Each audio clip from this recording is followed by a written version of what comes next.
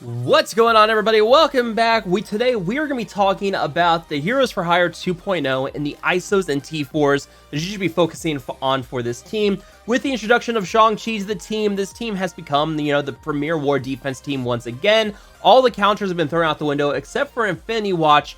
And even then, Infinity Watch, a punch across is risky. There's some issues with it. It's not a guaranteed punch across with Infinity Watch anymore, as this team is very powerful again on war defense. And with the introduction of Shang-Chi, he's brought some very good abilities on his own, and some nice buffs to the team as well that buff up Misty and Colleen, and just overall help with how the team works on defense, and also helps them quite a bit outside of defense as well. This is not just a war defense team. You can use them in raids. They are a very, very good 8.3 Blitz team. Autoween, I've won pretty much 98% of my matches with them in Blitz. They're a fantastic team. But we're going to talk about this team because with Shang-Chi, his abilities, he's got several T4s on him. And when you go in here and look at it, I've got all the T4s on Shang-Chi.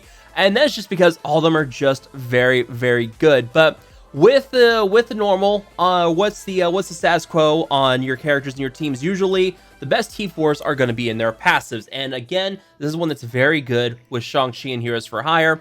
With Deflect, he gains 20% bonus crit chance and 10% a block amount for self. And then on war defense, all Heroes for Hire allies. So every time an ally crits, he gains a stack of Deflect. If he crits, he also gains a stack of Deflect. And he can stack this up pretty quickly. So while he has Deflect and this is fully upgraded, he gets plus 35% crit chance and 20% bonus block amount. And that is also for your Heroes for Hire allies on war defense. So when they get Deflect, they get bonus crit chance, they get bonus block amount. That's not bad, but when you think about it, Colleen gets a lot of Deflect with her passive when she assists another top-end T4. 100% bonus damage with her assist, which is happening all the time on defense. And then while she has defense, or while she has Deflect, she gains 20% bonus block amount and 100% bonus chance to counter. So this is another passive that's very, very good. Both Shang-Chi and Colleen passives are very high priorities. Also, the passive on Iron Fist is very good for whenever a Heroes for Hire ally drops 50% health. Apply defense up for 2 turns on war defense. And then also, Luke Cage, I think this got a buff. It may or may not have 20% bonus max health on war defense for Heroes for Hire allies and for himself. Actually, you know what? I think the buff was here. He gains 25% bonus max health per defender in Heroes for Hire allies. So you don't need the T4 for that. But that 20% bonus max health is huge for war defense. This team with that bonus max health, the constant healing from Iron Fist, and the healer ISO that you're likely going to put on Luke Cage, they're just healing up constantly. So pretty much all the passives are very good ones to have. This bonus focus for Misty Knight, it's probably the worst of the passives. Not necessarily a bad passive, but applying speed up to 2 random Heroes for Hire allies or self, and then that 40% bonus focus. The focus is very good because it allows things like applying the debuffs that this team can do, but also bleeds with Colleen Wing. Every time she assists with her passive, she's able to apply bleed. That's a big deal. So that bonus focus with Misty, the passives are all very, very good. All very good T4s to invest in on this team. Misty Knight should be the last of your priorities there. Go Colleen, Shang-Chi, Luke Cage, and then Iron Fist. Or actually, sorry, Iron Fist, then Luke Cage, then Misty. So those are your passive priorities. And other T4s for Shang-Chi. This Deadly Hands ability is very, very good. Without this T4, he does not get the bonus speed bar. So if you want the bonus speed bar, which is going to be great even outside of war defense, you have to have this T4. This is a required T4 for Shang-Chi. No reason to not get it. This is just very, very good. It gives him that bonus speed bar. The ultimate does a lot of bonus damage does a 5% additional speed bar reduction with this, and then 125% bonus damage on this. This T4 is very good for him. As I've said before in other videos, he has one of the highest damage stats in the game, and once you get the charges on him at the start of a war defense match, that damage gets even higher. So this guy is not going to be lacking in damage at all, so that ult T4 is very, very good for that. And then the basic here. This one is very much optional. It's very supplementary.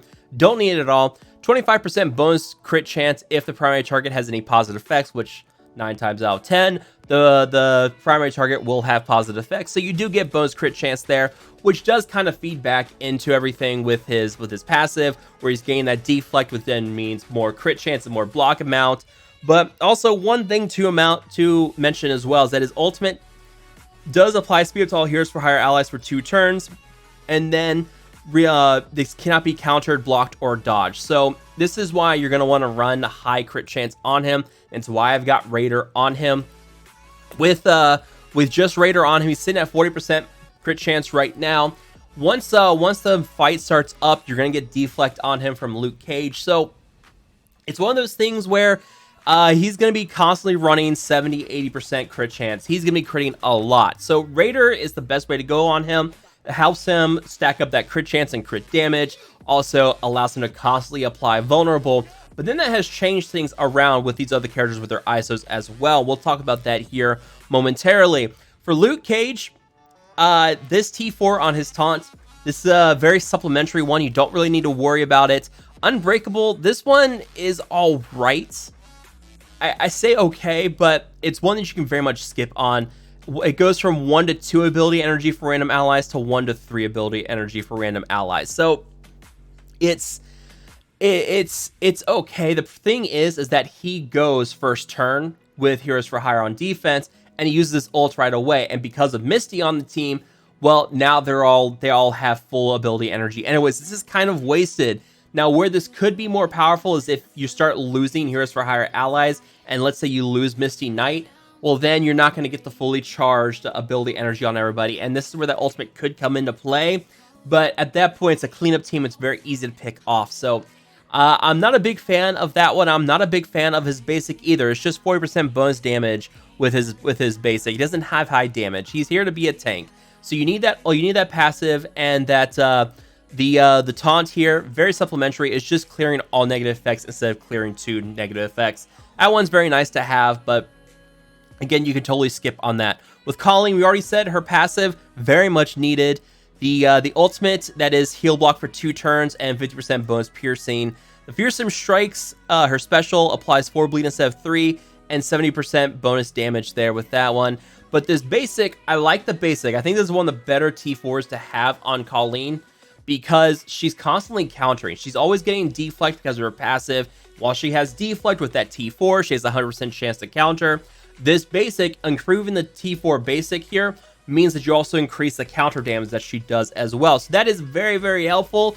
Also, if you have her as striker, that means that her bonus ISO attack is also going to do more damage. That's very, very important. If you look at the, I'll pull it up here. If you look at how she works with her basic here, you can see right now we've got it fully upgraded here at level 7. I decrease this down to level 6. You can see the assist and counter damage is decreased as well. Now, this will not increase the damage on her passive assist. That assist is tied to a passive that already gives her a set amount of damage. So the basic will not improve your passive damage at all, but this is very helpful for increasing the damage on counters and assists. So I like this one a lot. This one is very good for her. It also allows her to apply an additional stack of bleed. So big fan of this one. I like it. I think this is one you can't go wrong with on the T4 for her. Definitely one I recommend going for on Colleen after her passive. And then we get to Iron Fist. And really, these are the only 2 T4s you need. That passive we already talked about. The ultimate here, 100% bonus damage on this with the T4. And because Shang-Chi is on here, this attack can't be dodged anymore. It cannot be blocked. So this one is almost always going to hit. The only way it won't is if he has blind on him, and if Shang-Chi is on the team. It's the only way it's going to miss. Now, Inner Peace, this is a trap T4. Do not do this. This is a terrible T4, plus 3,000 healing. Very much negligible. I mean, you're talking characters that have 300,000 plus health, plus another 50% with Luke Cage. 3,000 bonus healing on here is just garbage. You don't need to worry about that. And the martial art here, chains to 2 adjacent targets and 4% damage to the primary target. You can skip that one as well. I'm not a big fan of that one. I haven't done those, and I probably never will. Now, Misty, I have all the T4s on her.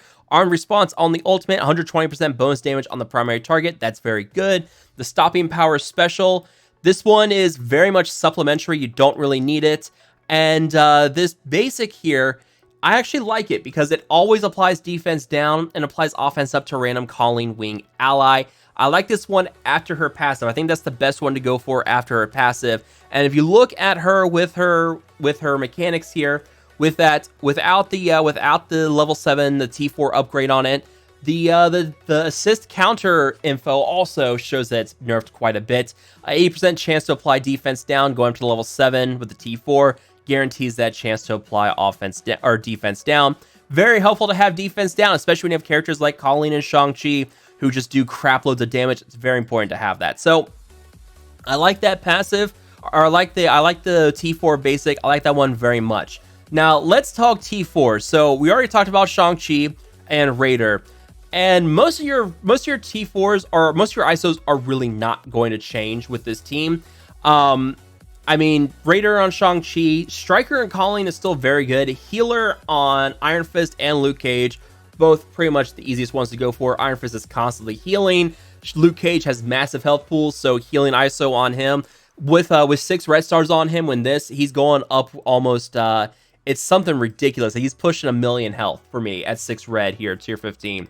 So healer on him works really, really great. That means that whenever he moves, he's healing someone up a lot with that healer ISO. What has changed, and what may allow you to experiment a little bit more, is the ISOs on Colleen and Misty. So because Shang-Chi is here, you now have a reliable method of applying vulnerable to the enemy team. Before, you had Misty, and that was with her assist on Colleen, and it was sketchy. Now, Striker on Colleen, I think, is still going to be very, very good. I mean, she gets the bonus piercing damage with the Heroes for Hire allies, and the Striker helps increase that damage she does, so that's good. One thing I do want to try out is Raider on her at some point. The crits on her passive assist will not apply vulnerable, but she does start out with Samurai Flash. This allows you to get a lot of vulnerables out at the start of the fight between Shang-Chi and Colleen. Pretty much the enemy team is going to be hit critically a lot, and they are just going to basically apply vulnerable to the entire enemy team. You know, Luke Cage does give deflect to everybody at the start of the fight. She's getting deflect constantly because she's assisting. She's going to have high crit chance and high block amount, so is Shang-Chi. So both of them will naturally run high crit chance. I think that it could be worth experimenting with Raider on Colleen, but Striker's just so good, I can't really see that changing. But one thing I do want to try is putting Striker on Misty. I don't really need her for Skirmisher anymore because Shang-Chi is doing so much vulnerable now that her with Striker and applying that defense down, giving more chance for her to apply defense down, is very, very good. I like that. So this is something I think changing her to Striker is going to be a very good option. Just being able to apply defense down is very good just like that, because she's not going to use that basic for a couple of turns. She's going to use her special and her ultimate first, and then eventually she'll use her basic here, and then every time she assists, she applies defense down.